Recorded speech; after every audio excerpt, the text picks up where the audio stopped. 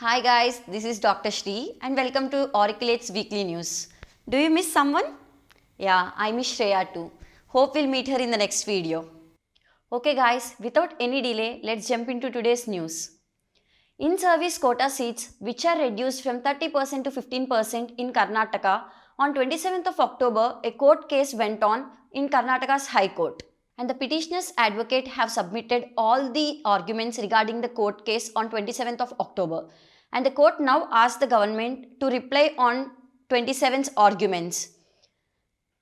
And now thousands of NEET PG aspirants in Karnataka holds in a dilemma as still the judgment which has to be released on 27th of October hasn't been released. And the next hearing will take place on 28th of October.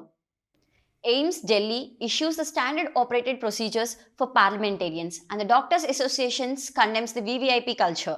A letter which was written on 17th October by the director of AIIMS to the Joint Secretary of the Lok Sabha regarding the streamlining of outpatient and inpatient services and also the emergency consultations for the members of parliament, both Lok Sabha and Rajya Sabha. And this was opposed by FIMA as this promotes the VVIP culture. Supreme Court allows a candidate to join in the NEET PG counselling without submitting the original documents as she submitted the documents in a college which she joined earlier. Revised cutoff scores for the states of Andhra Pradesh, Assam, Bihar, Rajasthan, Punjab, Telangana, Tripura, Maharashtra and Madhya Pradesh have been released. And the candidates who are newly eligible and the candidates who have been forgot to register in the previous rounds are eligible for registration into further rounds. In Tamil Nadu, revised schedule for second round counselling has been out and also the seat matrix for management quota seats are also been out. In Telangana, the provisional merit list of in-service candidates has been released. In West Bengal, PG Medical and Dental Counselling 2022, a cumulative provisional list of candidates who are eligible for choice filling round 2 has been released. In Maharashtra, seat matrix for round 2 counselling has been released in the form of virtual vacancy and clear vacancy. In Rajasthan, merit list for round 2 counselling has been published. In Himachal Pradesh, schedule regarding the round 2 counselling has also been released. In Rajasthan, merit list for second round counselling has been released. In Himachal Pradesh, the schedule regarding the second round counselling has been published. In Kerala state, the option registration for second round counselling has been released. In Gujarat, the newly added seats for the counselling are out. MCC notice on delaying the time for round 2 counselling until 28th of October 5 pm. PG medical admissions for NTR UHS regarding the management quota seats which are not reported after the first phase of counselling has been released. A provisional merit list of the candidates of NEET PG, MDS and diploma courses belonging to the Union Territory of Jammu and Kashmir has been released. A revised schedule of round 2 counselling in Odisha has also been out. 3 monoclonal antibodies, which are generated from the COVID-19 recovered individuals, had shed light on the molecular basis of SARS-CoV-2 Omicron variant immune evasion.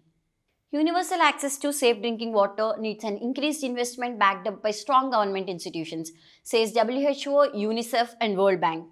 Providing great access to safe drinking water has ensured many lives, especially children's. But change in climate has been eating into these achievements, says the WHO Director of Environmental Health and Climate Change. We need to accelerate our efforts to ensure that each and every person gets the safe drinking water, which is a human right but not a luxury. WHO releases the first ever list of health-threatening fungi. It is a catalogue of 19 fungi which pose a great threat to public health.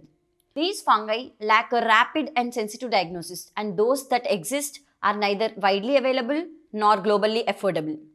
These invasive forms of fungi mostly affect the persons who are severely ill or immunocompromised in nature. 8 new medical colleges will be operational in Telangana for this academic year, that is 2022 to 2023, says the Telangana's Health and Finance Minister. He also pointed out that during last 7 decades, only 5 medical colleges were being set up in Telangana. But after the formation of Telangana state, that is in last 8 years, 12 medical colleges were sanctioned and 16 medical colleges are being set up for making it 1 medical college per district.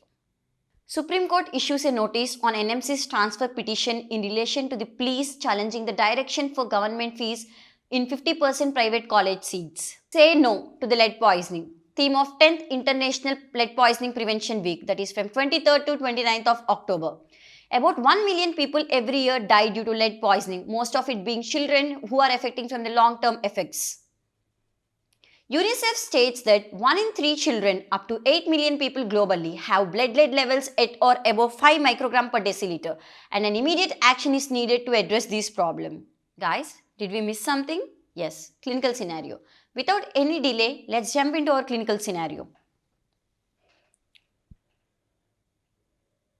A 32-year-old male with type 1 diabetes since the age of 14 years was taken to the emergency room because of drowsiness, fever, cough, diffuse abdominal pain and vomiting. Fever and cough started 2 days ago and the patient could not eat or drink water. He has been treated with intensive insulin regimen, that is insulin glargine 24 international units at bedtime and a rapid acting insulin analog before each meal. On examination, he was tachypneic and temperature is 39 degrees Celsius, pulse rate being 104 per minute and respiratory rate is 24 breaths per minute and blood pressure in a supine position is 100/70. He also have dry mucous membranes, poor skin turgor and rales in the right lower side of the chest.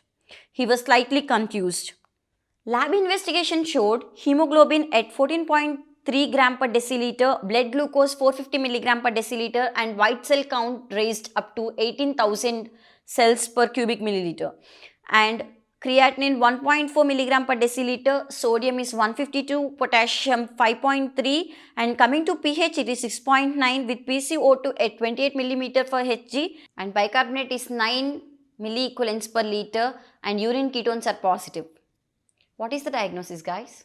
As the patient is having hyperglycemia, ketosis and metabolic acidosis, the most common diagnosis can be diabetic ketoacidosis and also the patient is suffering from fever, cough and on examination he have rales on the right lower side of the chest. He might also have lower respiratory tract infection. To confirm this, our further diagnosis should be serum osmolality to confirm whether he is having diabetic ketoacidosis or not and also the chest x-ray to confirm the lower respiratory tract infections. To the treatment, infusion with normal saline along with intravenous insulin therapy is needed. As the potassium may be normal or low, intravenous insulin therapy with added potassium is needed. Check the potassium at equal intervals of time like 2, 6, 10 and 24 hours and adjust the dose accordingly. Coming to the correction of pH, add bicarbonate along with potassium. Check the bicarbonate and pH at equal intervals and adjust the dose.